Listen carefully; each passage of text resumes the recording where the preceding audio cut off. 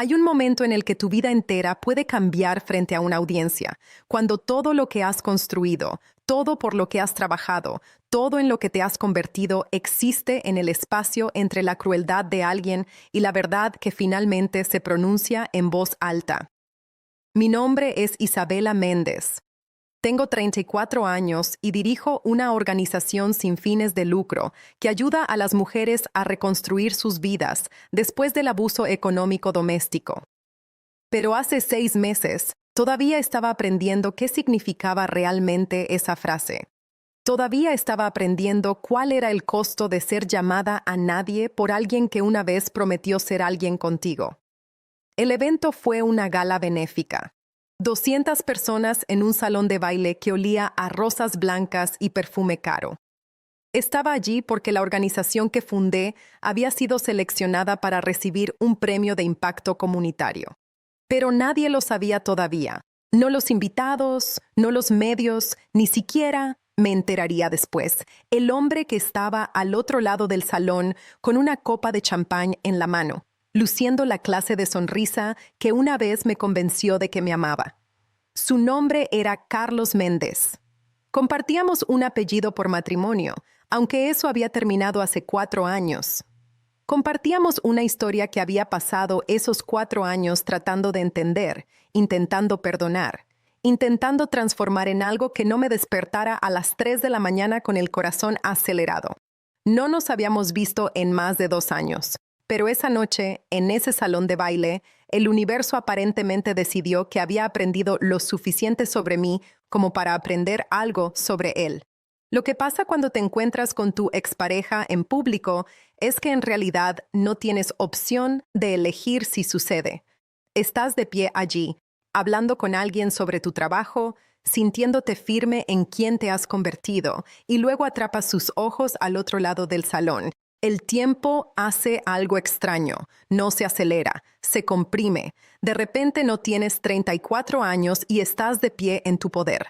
Tienes 26 años de nuevo, escuchándolo explicar por qué tus ambiciones de carrera lo hacían sentir inadecuado. Lo vi. Él me vio. Durante unos 15 segundos, hicimos ese baile que hacen las personas cuando no han decidido si reconocerse mutuamente. Luego comenzó a caminar hacia mí. Se veía mayor. Ese fue mi primer pensamiento. No mayor distinguido, no mayor refinado. Solo cansado de una manera que sugería que los últimos 4 años no habían sido gentiles con él. Seguía siendo guapo de esa manera despreocupada en que algunos hombres son guapos, el tipo de guapo que viene de ocupar espacio sin disculparse por ello. Llevaba un traje que probablemente costaba más que mi alquiler mensual, pero debajo de todo eso había alguien que ya no reconocía.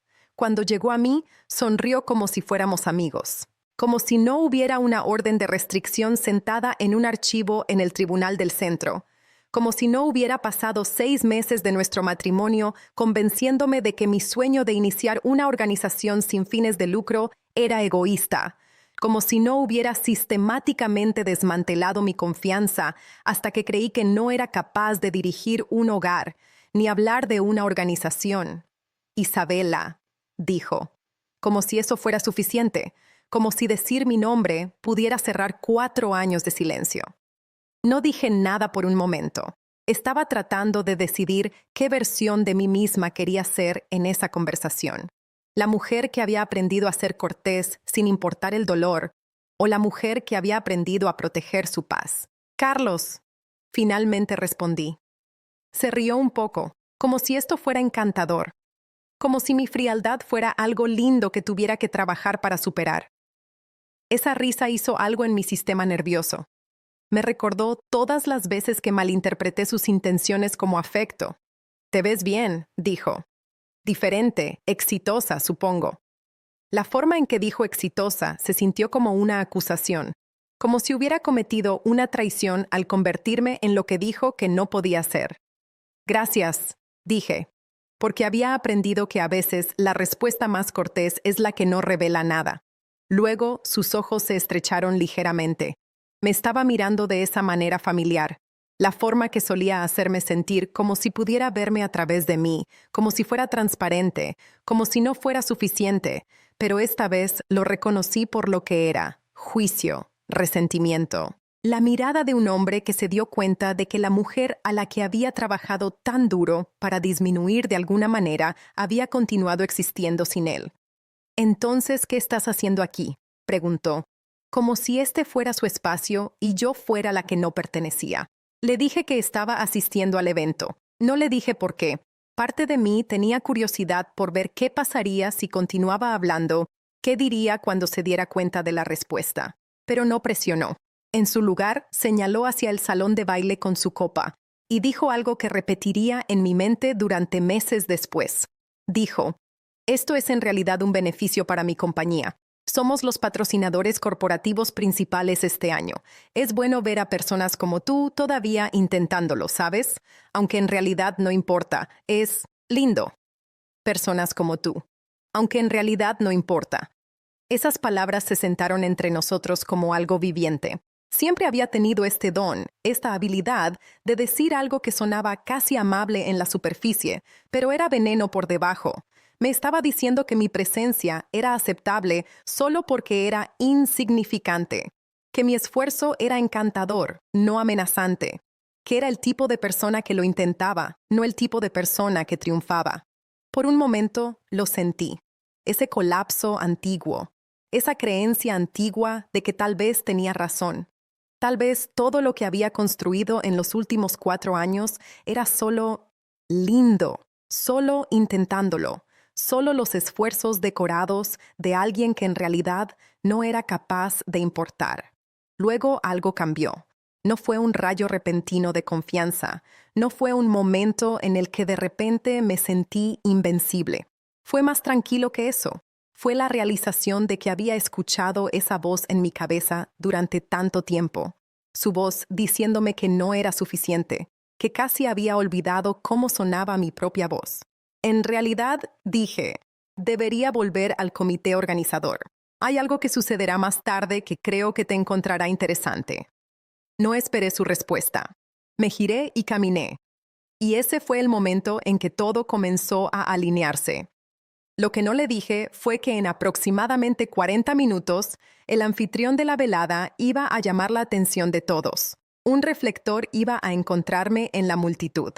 Y la audiencia iba a enterarse de que la mujer que acababa de llamar a nadie había fundado una organización que había ayudado a más de 300 mujeres a escapar de situaciones de abuso económico. Que mi organización sin fines de lucro había asegurado más de $2 millones en subvenciones y donaciones, que había sido invitada a hablar en universidades sobre la psicología del control financiero en relaciones íntimas, que había escrito un artículo que había sido publicado en una revista revisada por pares, que estaba a punto de ser honrada frente a todos en ese salón, incluyéndolo a él. Pero primero, tenía que sentarme con lo que había dicho. Tenía que dejar que se asimilara, porque las historias de venganza, las que a la gente le encanta contar, generalmente son sobre el momento en que alguien finalmente obtiene lo que se merece. Pero el momento del que hablo, ese no era sobre él obteniendo nada. Se trataba de lo que me sucedió cuando la verdad se hizo imposible de ignorar. Antes de poder explicar lo que significó esa velada, necesito contarte sobre la mujer que fui antes de Carlos y cómo esa mujer se convirtió en alguien que no reconocía. Crecí en una familia de clase media en San Antonio, Texas. Mi padre era electricista. Mi madre trabajaba en administración médica. Eran el tipo de padres que creían en la educación, en trabajar duro, en la idea de que si hacías todo correctamente, todo saldría bien. No eran ricos, pero eran estables. Y de muchas maneras, esa estabilidad se convirtió en lo que me hizo vulnerable a exactamente lo opuesto después. Era la mayor de 3 hijos. Tenía un hermano menor, Miguel, que era programador, y una hermana menor, Sofía, que trabajaba en planificación de eventos. Estábamos unidos de la manera en que lo están los hermanos cuando creces en una casa donde el amor se asume pero nunca es excesivo. Lo muestras siendo confiable, lo muestras presentándote. En la secundaria sabía que quería trabajar en gestión sin fines de lucro, no porque tuviera algún llamado dramático, sino porque había sido voluntaria en un refugio para mujeres cuando tenía 17 años y vi algo allí que cambió cómo entendía el mundo. Vi mujeres que tenían todo: educación, familias, recursos, y aún así no podían dejar situaciones que las estaban destruyendo. Vi que la barrera no siempre era dinero o inteligencia, era algo sobre cómo el mundo les había enseñado a creer sobre sí mismas. Fui a la Universidad de Texas en Austin. Estudié negocios y psicología. Fui voluntaria cada fin de semana en un refugio para mujeres. Hice pasantías en organizaciones sin fines de lucro. Estaba construyendo una vida que era muy intencional, muy clara sobre lo que quería. Luego conocí a Carlos en un evento de networking cuando tenía 25 años. Trabajaba en desarrollo inmobiliario comercial. Era 9 años mayor que yo. Ya había iniciado su propia compañía. Tenía el tipo de confianza que viene de conocer tu valor en el mundo, o al menos creerlo. Se acercó a mí mientras estaba de pie sola, tratando de averiguar cómo sostener una bebida y una tarjeta de presentación y parecer que pertenecía a ese salón. «Te ves perdida», dijo. No estaba perdida, estaba observando, pero entendí lo que quiso decir. En el lenguaje de la confianza, estar presente sin afirmarte se lee como incertidumbre. Así que cuando ofreció presentarme a la gente, acepté. Y lo hizo. En realidad, era muy bueno en eso. Me presentó a una mujer que trabajaba en una fundación, un hombre que estaba en la junta de una organización sin fines de lucro importante. Me hizo sentir como si estuviera abriendo puertas para mí. Después del evento, me pidió que saliera a cenar. Dije que sí. La cena fue en un restaurante que costaba más de lo que gasté en comestibles en un mes. Ordenó para ambos sin preguntar qué quería, y cuando lo señalé, se rió y dijo que simplemente sabía qué me gustaría. Se sintió encantador en ese momento. Me dije a mí misma que era solo su forma de ser decisivo, de saber qué quería. Me hizo preguntas sobre mi trabajo, pero la conversación siempre volvía a él. Me contó sobre los acuerdos que estaba cerrando, sobre los edificios que estaba desarrollando, sobre cómo el mercado inmobiliario estaba a punto de cambiar. Escuché y asentí, y me sentí como si estuviera en presencia de alguien que había descubierto cómo tener éxito en el mundo, alguien que sabía cosas que yo aún no sabía. «Vas a hacer cosas grandes», me dijo esa noche, «pero necesitas ser estratégica. No puedes solo importarte de la gente, tienes que entender el poder». Pensé que me estaba dando mentoría. Comenzamos a salir. Fue emocionante de la manera en que lo son las nuevas relaciones cuando tienes 20 y poco y sientes que finalmente te estás convirtiendo en un adulto real. Me llevaba a lugares bonitos, me daba regalos, me presentaba a sus amigos, que tenían éxito de esa misma manera despreocupada que él tenía. Todos parecían existir en un mundo donde el éxito era simplemente algo que sucedía cuando eras lo suficientemente inteligente y despiadado. Aproximadamente 4 meses después, me pidió que me mudara con él. Tenía un condominio en el centro de Austin que fue decorado por alguien que fue pagado para decorarlo. Todo era caro y frío, y sentía que estaba viviendo en una fotografía. «Deberías renunciar a ese trabajo sin fines de lucro», dijo una noche. Estábamos en el balcón mirando la ciudad. «Eres demasiado inteligente para ese trabajo. Podrías hacer algo que en realidad pague». Estaba ganando $32,000 al año en la organización sin fines de lucro. Él probablemente ganaba 10 veces eso, pero en realidad no se trataba del dinero. «Me gusta mi trabajo», dije. «Siento que estoy haciendo una diferencia». Sonrió como si hubiera dicho algo ingenuo. «Por supuesto que te gusta», dijo. «Eso es lo que sucede cuando trabajas en algún lugar que te hace sentir especial por hacer el trabajo que no pueden pagar a nadie para hacer. Pero si renuncias mañana, te reemplazarían en una semana. Mientras tanto, estás dejando dinero sobre la mesa». No renuncié. Pero algo cambió en cómo pensé sobre lo que estaba haciendo. La duda comenzó a crecer. Él haría comentarios sobre mi trabajo, sobre las mujeres a las que estaba ayudando, sobre la eficacia de las organizaciones sin fines de lucro en general. Diría cosas como, es muy noble lo que haces, pero también es muy pequeño, como una gota en un océano. Una gota en un océano. Esas palabras se convirtieron en cómo pensé sobre mí misma. No suficiente, no significativo, no capaz de impacto real. Después de que nos comprometimos, y todavía no estoy completamente segura de cómo acepté eso, excepto que para entonces me había convertido en alguien que tenía problemas para saber qué quería. Sugirió que trabajara a tiempo parcial, solo hasta la boda, solo para aliviar algo de presión, solo para que pudiéramos enfocarnos en planificar el futuro. Así que lo hice. Pasé de tiempo completo a tiempo parcial en la organización sin fines de lucro. Y me dije a mí misma que era temporal. Pero temporal es una palabra que la gente usa cuando intenta convencerte de que el cambio es pequeño. Temporal es como te comes una rana entera, un pequeño bocado a la vez. Nos casamos cuando tenía 27 años.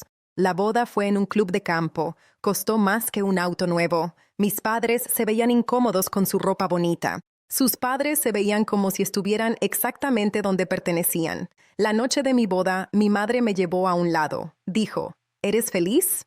No respondí de inmediato. Recuerdo haberla mirado, tratando de averiguar cómo sonaría la honestidad en ese momento, y me di cuenta de que ya no lo sabía. La felicidad se sentía como algo que otras personas experimentaban. Sí, dije, porque eso es lo que se supone que debes decir. Después de la boda, todo se aceleró. Carlos quería comenzar una familia. Quería contratar un asesor financiero para manejar nuestro dinero, su dinero, técnicamente, pero continuaba diciendo nuestro dinero.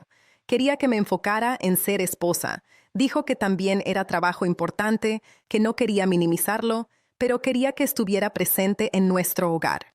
Me volví presente. Me volví muy presente. Organicé la casa.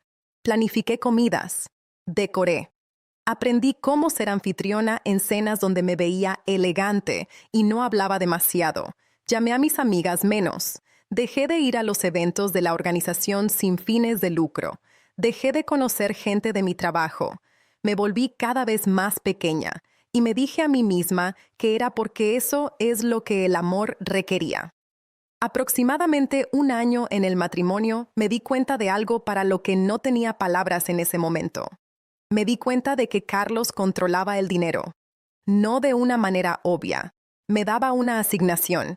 Esa fue la palabra que usó, una asignación, como si fuera una niña. Necesito que puedas comprar cosas, dijo. Cosas para la casa, para ti, pero necesito entender nuestro gasto. Así que cada compra fue reportada. Cada dólar fue rastreado, y cuando gasté más de lo que pensaba que debería, tuvimos conversaciones que se sintieron menos como discusiones y más como interrogatorios. ¿Por qué gastaste $80 en comestibles cuando tenemos un presupuesto de 60? ¿De dónde vino ese cargo de la librería? No creo que necesites otro par de zapatos. Al principio pensé que simplemente era él siendo cuidadoso con el dinero. Luego me di cuenta de que era él siendo cuidadoso conmigo. Un día quería visitar a mi familia. Mi madre había estado enferma, nada serio, solo un resfriado malo, y quería ir a casa por un fin de semana. Carlos dijo que no. ¿Por qué no?, pregunté. Porque te necesito aquí, porque no creo que sea un buen momento, porque dije que no. No tenía que levantar la voz, no tenía que amenazarme, el control ya había sido establecido. Ya había sido entrenada para priorizar su comodidad sobre mis necesidades. Así que no fui. Ese fue el momento en que debería haberme despertado, pero no lo hice. En su lugar, hice una cita con un terapeuta. Pensé que el problema era yo. Pensé que si simplemente me entendía mejor, podría ser el tipo de esposa que necesitaba. Pensé que si pudiera ser mejor, las cosas mejorarían. El terapeuta me hizo una pregunta en la tercera sesión. Dijo, si no tuvieras miedo de su reacción, ¿qué querrías hacer? No podía responder. El miedo y los deseos se habían vuelto tan entrelazados que no podía separarlos. No sabía quién era yo sin el peso de sus expectativas. Dejé de ir al terapeuta. Carlos dijo que era porque la terapia era para personas que necesitaban arreglarse a sí mismas y yo simplemente necesitaba aceptar quién era. Quiso decir aceptar lo que había decidido que yo era, aceptar que era alguien que no era capaz de tomar buenas decisiones, alguien que necesitaba orientación, alguien que no era suficiente. Pero luego sucedió algo pequeño. Estaba leyendo un libro que había comprado en una librería sin decirle, un libro sobre la construcción de empresas sociales, y leí algo que me hizo detenerme. Decía, las personas más peligrosas del mundo no son aquellas que son crueles contigo, son aquellas que te convencen de que tus propios pensamientos y deseos son inválidos. Me senté con eso durante mucho tiempo. Miré mi vida y la vi claramente, tal vez por primera vez en años. Vi un matrimonio donde no tenía dinero, sin amigos, sin trabajo, sin autonomía. Vi a un hombre que había sistemáticamente removido cada parte de mí que no estaba bajo su control, y vi que lo había permitido porque creía que eso era lo que el amor requería. Pero también vi algo más. Vi que debajo de todo el control, debajo de toda la disminución, algo todavía estaba vivo en mí. Algo todavía estaba leyendo libros sobre empresas sociales. Algo todavía estaba soñando sobre trabajo que importaba. Fue entonces cuando decidí irme. Dejar una relación controladora no es como dejar una relación normal.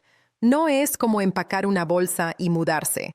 Porque cuando alguien ha sistemáticamente desmantelado tu sentido de ser, irse requiere que reconstruyas ese ser incluso mientras te vas. Tienes que recordar quién eras antes, tienes que imaginar quién quieres convertirte, y tienes que hacerlo sin recursos, sin confianza, sin apoyo, porque la persona que te controló se ha asegurado de que el resto de tu mundo sea pequeño. Cuando le dije a Carlos que quería un divorcio, no gritó, no lloró. Se rió. No puedes dejarme, dijo. No tienes dinero, no tienes trabajo, no tienes habilidades. ¿A dónde irás? ¿Qué harás? ¿Realmente crees que alguien te va a contratar a alguien como tú? Tenía razón en parte. No tenía dinero propio. Teníamos una cuenta conjunta que tenía su nombre primero. La casa estaba a su nombre. Mi auto estaba a su nombre. En el papel no tenía nada, pero estaba equivocado sobre algo. No era alguien como yo. Me estaba convirtiendo en alguien diferente. Alguien que se dio cuenta de que todas las cosas que habíame dicho sobre mí misma eran mentiras. No era incapaz. No estaba rota. No era alguien que lo necesitara para sobrevivir. Llamé a una abogada. Esto era aterrador porque significaba alcanzar a otros, pedir ayuda, hacerme vulnerable. Pero lo hice. La abogada era una mujer llamada Patricia García y se especializaba en casos que involucraban abuso financiero. Cuando le conté mi historia, asintió como si la hubiera escuchado 100 veces antes. Esto es control financiero de manual, dijo. Y lo bueno es que la ley lo ve. La ley es en realidad muy clara sobre lo que está sucediendo aquí. Ese fue el primer momento en que entendí que lo que me había sucedido tenía un nombre. No era solo un matrimonio que salió mal. No era solo un choque de personalidades. Era abuso. El divorcio tardó 18 meses. Fue brutal de la manera en que lo son las batallas legales con personas controladoras. Él impugnó todo. Dijo que estaba exagerando. Dijo que había gastado dinero de manera irresponsable. Dijo que intentaba aprovecharme de él. Lo prolongó lo máximo posible porque prolongarlo era otra forma de control. Durante esos 18 meses, tuve que mudarme de vuelta con mis padres. Tenía 29 años y estaba viviendo en el dormitorio de mi infancia. Estaba desempleada. Tenía $800 a mi nombre y estaba comenzando desde el cero absoluto. Pero también estaba libre de una manera en que no lo había estado en años. Mi madre no hizo preguntas, solo hizo espacio para mí. Mi padre me ayudó a conseguir una terapeuta, una diferente, una mejor, alguien que se especializaba en trauma y recuperación, y mis hermanos simplemente me trataron como si todavía fuera su hermana, lo que de alguna manera importó más de lo que puedo explicar. Lo primero que hice fue conseguir un trabajo. Cualquier trabajo. Trabajé como recepcionista en una oficina dental. Ganaba $24,000 al año y sentía que había ganado la lotería porque era dinero que era mío. Podía gastarlo como quisiera. Podía comprar un libro sin explicarme. Podía tomar café sin justificar el gasto. Sé que suena pequeño. Pero la libertad, la verdadera libertad, aparece en cosas pequeñas al principio. Comencé la terapia 2 veces por semana. Estaba aprendiendo sobre algo llamado vínculo traumático, sobre la forma en que el abuso enseña a tu sistema nervioso a mantenerse en modo de supervivencia incluso después de que la amenaza se ha ido. Estaba aprendiendo sobre la vergüenza y cómo las víctimas de abuso financiero a menudo interiorizan la creencia de que no valen nada porque alguien las trató como si no las valieran. También estaba aprendiendo que estaba furiosa, furiosamente furiosa, el tipo de ira que se sienta en tu pecho y hace que sea difícil respirar a veces. Mi terapeuta dijo, esa ira es en realidad saludable. Es tu sistema diciéndote que algo malo sucedió, pero necesitamos descubrir qué hacer con ella. Comencé a ser voluntaria de nuevo. Encontré un refugio para mujeres que específicamente trabajaba con mujeres que dejaban relaciones abusivas y ofrecí mi tiempo. Al principio fue solo trabajo administrativo, pero luego un día la directora me pidió que asistiera a un grupo de apoyo. Una mujer en ese grupo estaba contando su historia. Había estado casada con un hombre que controlaba su dinero, que tomaba todas las decisiones, que la había aislado de su familia. Dijo, siento que estoy loca. Él hace que todo parezca que es culpa mía. Y realicé algo en ese momento. Esto no era único para mí. No era un fracaso personal. Era un patrón. Era algo que sucedía una y otra vez a las mujeres, y no había apoyo para ello, sin recursos, sin forma de salir que no requiriera comenzar desde cero absoluto. Después de la reunión, le pregunté a la directora si podía ayudar a desarrollar un programa, algo específicamente para mujeres que dejaban situaciones de abuso financiero, algo que enseñara alfabetización financiera, algo que ayudara con la búsqueda de trabajo y la construcción de confianza, algo que reconociera que irse no era solo un proceso emocional, era un proceso práctico, financiero, estructural. Ella dijo que sí. Pasé los siguientes 6 meses trabajando en la oficina dental durante el día y desarrollando este programa por la noche. Estaba exhausta de una manera que era en realidad productiva. No estaba exhausta de ser controlada. Estaba exhausta de construir algo que importaba. Y luego me di cuenta de algo. Tenía las habilidades para hacer esto. Tenía la educación. Tenía la experiencia. Tenía el trauma que me daba credibilidad. Tenía todo lo que necesitaba para crear algo real. Así que lo hice. A los 31 años, sin nada más que determinación y un plan que había escrito en cuadernos durante mis descansos para almorzar, comencé una organización sin fines de lucro. La llamé Voces Nuevas. La misión era simple: ayudar a las mujeres a reconstruir la independencia económica después de dejar relaciones abusivas. Alquilé una pequeña oficina en East Austin, recluten voluntarios, escribí subvenciones. Hice todo gratis durante el primer año porque no teníamos presupuesto. Trabajé en la oficina dental, trabajé en Voces Nuevas. Pasé mis fines de semana conociendo mujeres que necesitaban ayuda. La primera mujer con la que trabajé se llamaba Patricia. Había dejado a su esposo 6 meses antes y estaba viviendo en un refugio de violencia doméstica. No tenía trabajo, no tenía crédito, no tenía cuenta bancaria a su nombre. Estaba aterrada. Le ayudé a abrir una cuenta bancaria. Le ayudé con su currículum. Me senté con ella mientras entrevistaba para trabajos. Le ayudé a entender que lo que le había sucedido no era su culpa. Y 6 meses después tenía un trabajo, su propio apartamento y un plan para su futuro. Cuando me dijo que sentía que era una persona de nuevo, lloré en mi auto después. Fue entonces cuando entendí lo que se suponía que debía estar haciendo. El programa creció. La palabra se extendió. Más mujeres vinieron. Algunas tenían doctorados y aún creían que no eran capaces. Algunas habían trabajado antes del matrimonio y tuvieron que reconstruir completamente. Algunas habían dejado a sus hijos y estaban haciendo el trabajo de 2 personas, pero todas tenían algo en común. Habían sido convencidas por alguien que amaban de que no eran suficientes y estaban tratando de convencerse a sí mismas de que lo eran. Escribí un currículo, capacité voluntarios, solicité subvenciones y lentamente, imposiblemente, Voces Nuevas pasó de ser mi proyecto voluntario a ser una organización real con financiamiento y estructura. 3 años después de dejar mi matrimonio, Voces Nuevas tenía un personal de 5 y había ayudado a más de 100 mujeres. Teníamos una oficina real. Teníamos recursos reales. Estábamos abordando algo que nadie más estaba abordando en nuestra comunidad. Y finalmente, estaba comenzando a creer que tenía algo que ofrecer al mundo, que no era una gota en un océano, que era capaz de impacto. Fue entonces cuando llegó la invitación a esa gala. La gala se llamó la Ceremonia de Premios Campeones de la Comunidad. Se realizaba una vez al año para honrar a las organizaciones que hacían trabajo en la comunidad. Los líderes empresariales locales lo patrocinaban. El alcalde asistió. Los medios lo cubrieron.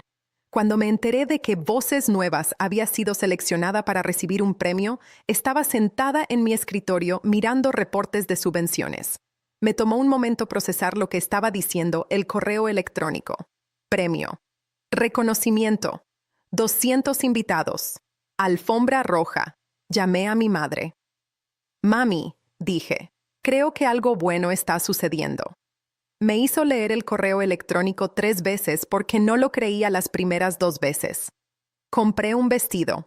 Esta es una cosa tan pequeña, pero importa porque había pasado tanto tiempo comprando ropa que Carlos aprobaba.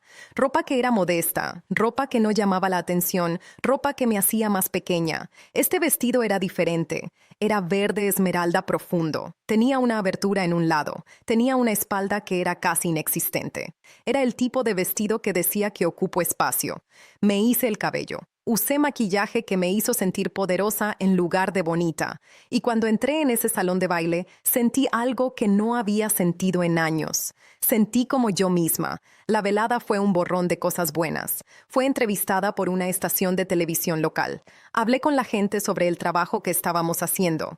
Conocí donantes que querían dar dinero a la organización. Estaba flotando en una nube de validación que se sentía absolutamente necesaria después de tantos años de que me dijera que no era valiosa. Y luego lo vi. Carlos estaba allí porque su compañía era patrocinadora, aunque no me había registrado eso cuando recibí la invitación. El universo tiene un sentido del tiempo, y a veces ese tiempo es cruel. Cuando vino hacia mí, algo cambió en mi cuerpo. Aunque había trabajado en esto en la terapia, aunque entendía intelectualmente que ya no tenía poder sobre mí, mi sistema nervioso no le importaba sobre el intelecto. Mi sistema nervioso recordaba el miedo, pero también había aprendido algo en los últimos 4 años. Había aprendido que el miedo podía existir y aún podía moverme, que la ansiedad podía estar presente y aún podía hablar la verdad. Así que cuando me llamó a nadie, cuando dijo que mi esfuerzo era lindo, pero en realidad no importaba, lo escuché y lo reconocí por lo que era. Un hombre tratando de disminuirme porque mi existencia le recordó que su poder sobre mí había sido temporal. Le dije que vería algo interesante después, y me fui. Lo que sucedió después no lo esperé completamente, aunque mirando hacia atrás me doy cuenta de que debería haberlo hecho. Aproximadamente 40 minutos después, cuando la gente se estaba instalando de nuevo en sus asientos para la segunda mitad del programa, el anfitrión subió al escenario. Su nombre era Jaime Rodríguez, y era un empresario prominente en Austin. Era también, resulta, alguien que había estado prestando atención. Dijo algo como: hemos tenido organizaciones increíbles representadas aquí hoy, pero hay una organización que creo que necesita ser destacada. Trabajo que es de vanguardia, trabajo que está salvando vidas, y quiero contarles sobre ello. Fue entonces cuando llamó mi nombre. Recuerdo haberme puesto de pie. Recuerdo que las cámaras se giraron. Recuerdo haber mirado hacia donde Carlos estaba de pie y podía ver el momento exacto en que se dio cuenta de lo que estaba sucediendo. el anfitrión habló sobre voces nuevas. Habló sobre el abuso financiero como una forma de violencia doméstica que a menudo no se reconoce. Habló sobre las 300 mujeres que habíamos ayudado. Habló sobre la investigación que había publicado. Habló sobre el programa de aprendizaje que acabábamos de lanzar, que ayudaba a las mujeres a obtener habilidades de trabajo. Y luego dijo algo que creo que cambió algo en cómo entendí mi propia historia. Dijo, el abuso financiero es una jaula. Es una jaula hecha de dinero y control y la destrucción sistemática del sentido de ser de una persona. Y el trabajo que Isabela Méndez está haciendo es enseñar a las mujeres que tienen las herramientas para desbloquear esa jaula. No está solo ayudando a mujeres a dejar situaciones. Está ayudando a mujeres a recordar quiénes eran antes de que alguien intentara convencerlas de que eran a nadie. La sala estalló. La gente se puso de pie. Me puse de pie allí, temblando, tratando de mantenerme unida porque estaba a punto de llorar en televisión en vivo. Cuando los aplausos se apaciguaron, el anfitrión me pidió que subiera y dijera algo. Caminé hacia el escenario e hice la opción de hacer algo que me aterró. Decidí decir la verdad. Dije, estoy aquí esta noche como la fundadora de una organización que lucha contra el abuso financiero. Pero también estoy aquí como alguien que sobrevivió al abuso financiero. Estuve casada con un hombre que controlaba mi dinero, que controlaba mis elecciones, que controlaba cómo me entendía a mí misma. Estaba convencida de que era a nadie. Estaba convencida de que mis sueños no importaban. Estaba convencida de que necesitaba que alguien más me dijera que tenía valor. Hice una pausa. Podía verlo en la multitud. Su cara se había vuelto muy quieta. Y luego me fui y tuve que reaprender todo sobre mí misma. Tuve que recordar que era capaz. Tuve que aceptar que mis ambiciones no eran egoístas. Tuve que entender que era suficiente, no porque alguien me lo dijera, sino porque finalmente lo creí yo misma. Lo miré directamente.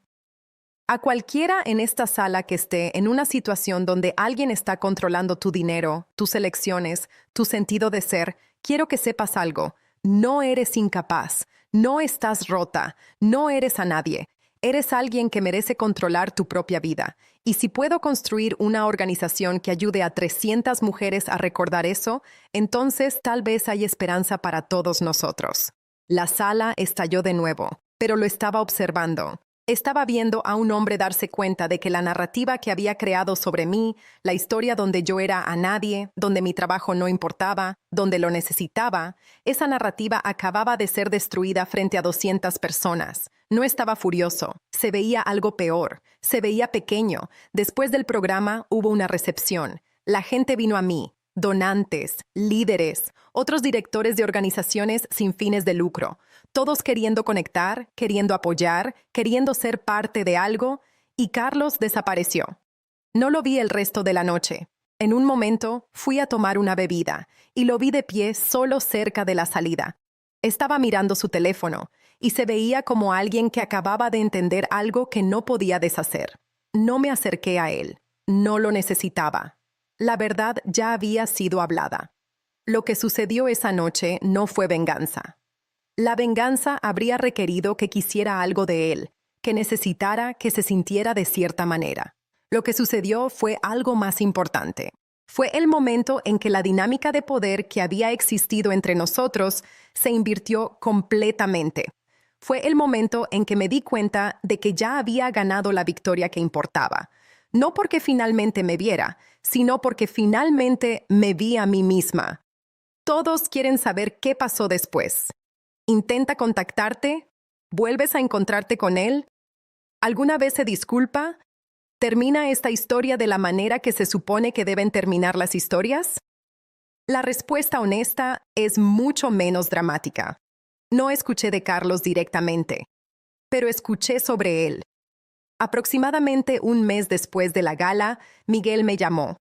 Se había encontrado con alguien que conocía a Carlos y habían mencionado que Carlos había comenzado la terapia, que había dejado la compañía de bienes raíces y estaba haciendo otra cosa ahora, que había hecho algunos comentarios sobre entender las cosas de manera diferente. No sé si esas cosas son verdaderas. También me importa muy poco ahora.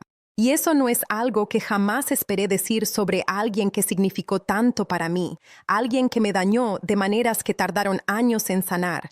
Pero la ausencia de cuidado, eso es su propio tipo de libertad. Lo que sé es lo que sucedió conmigo después de esa noche. Voces Nuevas explotó. La visibilidad de la gala llevó a cobertura mediática, que llevó a oportunidades para hablar, que llevó a subvenciones más grandes.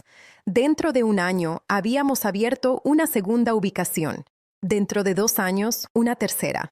Pasamos de ser una pequeña organización sin fines de lucro en East Austin a ser una organización reconocida en el estado de Texas.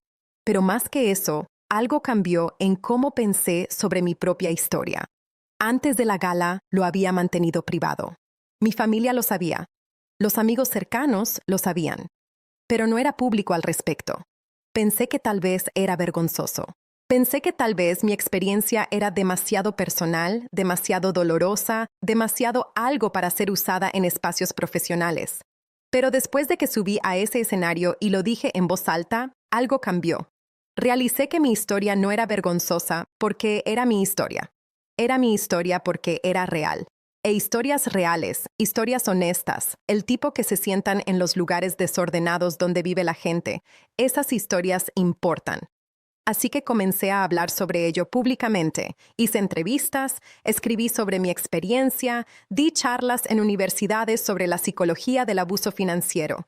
Publiqué ese artículo en una revista revisada por pares sobre los efectos a largo plazo del control económico en relaciones íntimas. Y las mujeres comenzaron a venir a mí. No solo las mujeres que vinieron a través de la organización sin fines de lucro, sino mujeres que se reconocieron en mi historia. Mujeres que habían sido llamadas a nadie por alguien que amaban. Mujeres que estaban tratando de averiguar cómo reconstruir.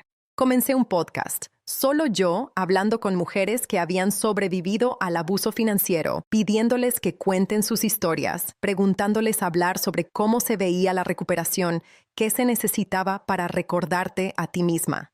El podcast se hizo más grande de lo que esperaba. Mujeres de todo el país lo escucharon. Algunas dejaron sus relaciones porque escuchar las historias de otras mujeres les dio permiso para admitir las suyas propias.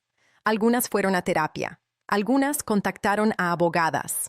Una mujer me escribió y dijo, escucharte decir que eras a nadie y luego escucharte decir que no lo eras, eso fue el permiso que necesitaba para creer eso sobre mí misma.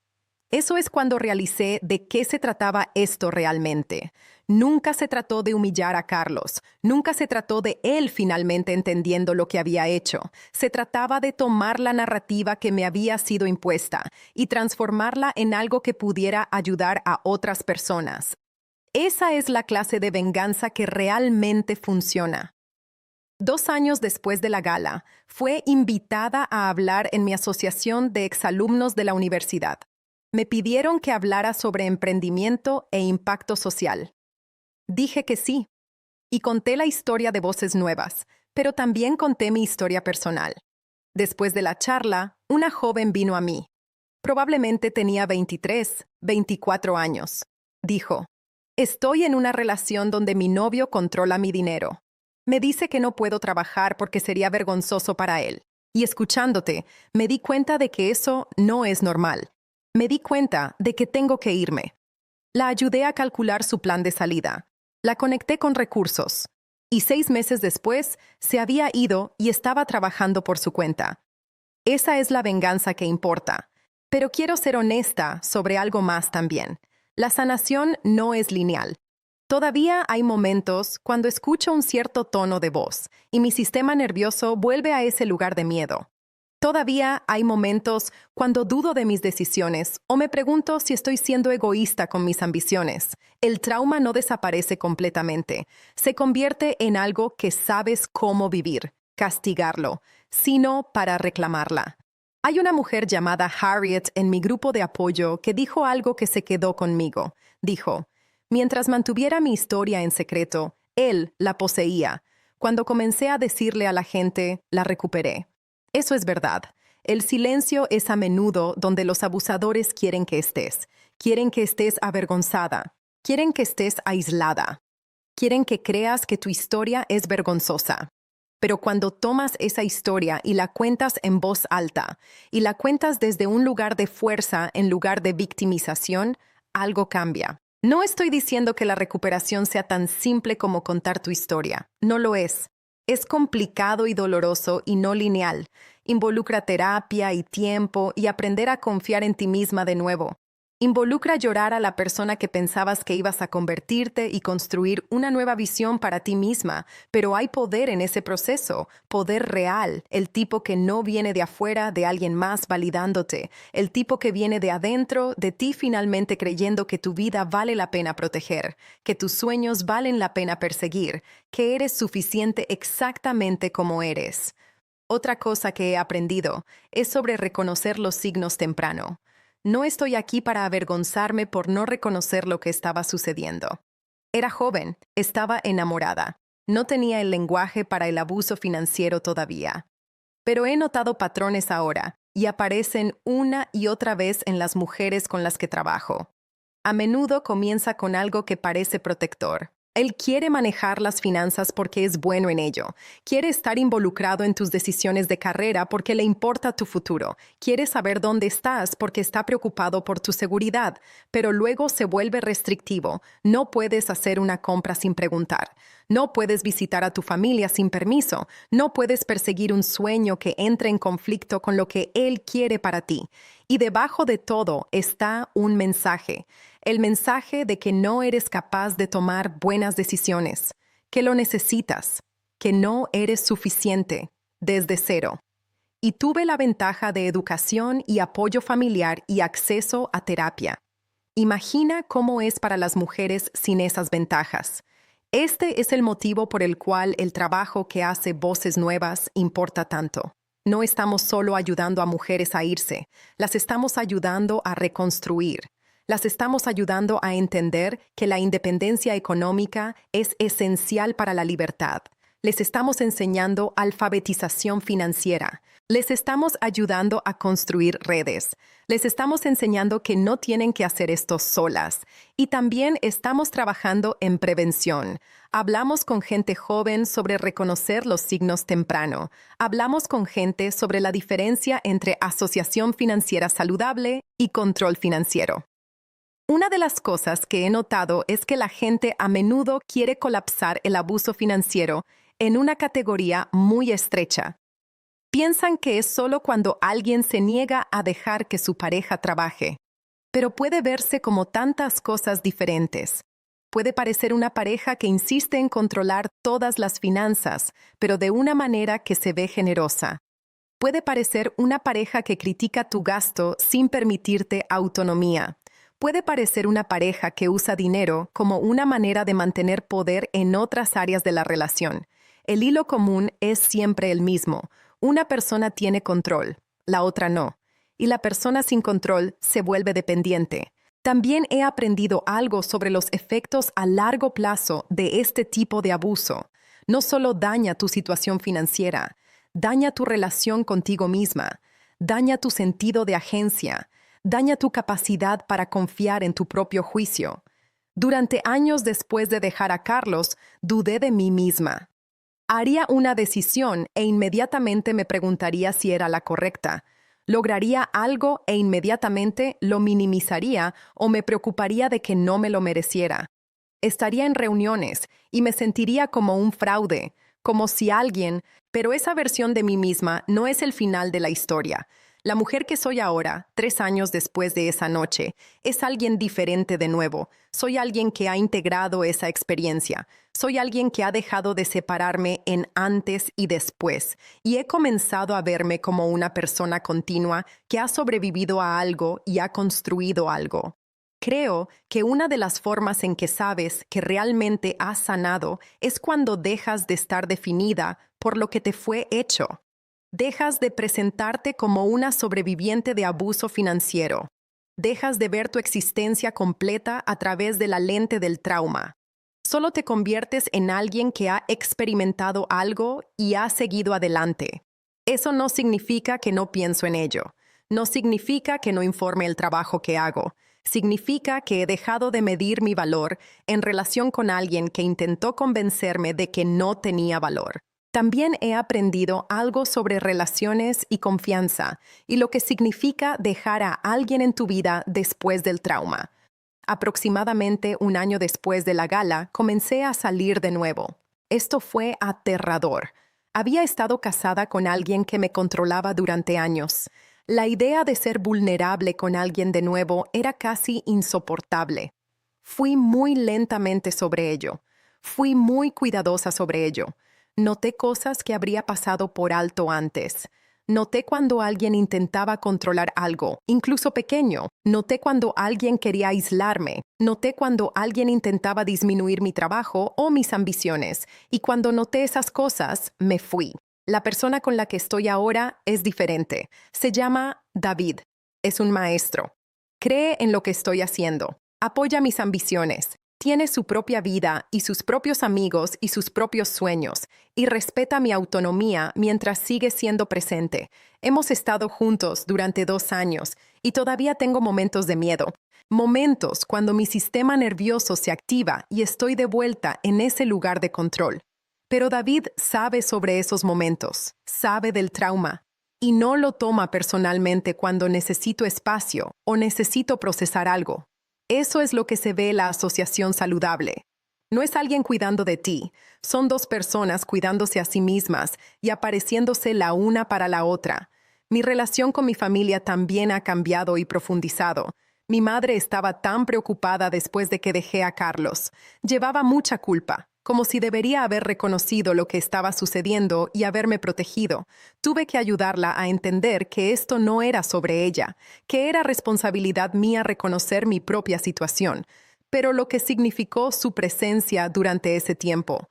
Eso importó tanto. Solo tener a alguien que creyera en mí, que estuviera presente, que no me juzgara por las decisiones que había tomado. Eso fue esencial para mi recuperación. Mi padre ha estado asistiendo a los eventos. Esas son las cosas que importan, porque esas son las cosas en las que se ha convertido el trabajo realmente. Quiero hablar sobre algo que no creo que se hable suficiente cuando la gente discute situaciones de abuso y control. Quiero hablar sobre la forma en que estas situaciones a menudo son invisibles para las personas que las rodean. Cuando estaba casada con Carlos, nadie lo sabía.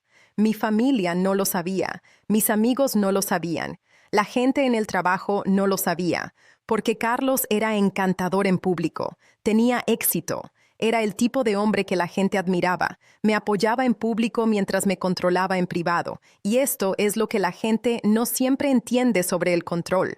Por eso soy tan apasionada sobre el primer pilar es el aislamiento. Esto es cuando alguien se asegura de que su pareja esté separada del mundo financiero.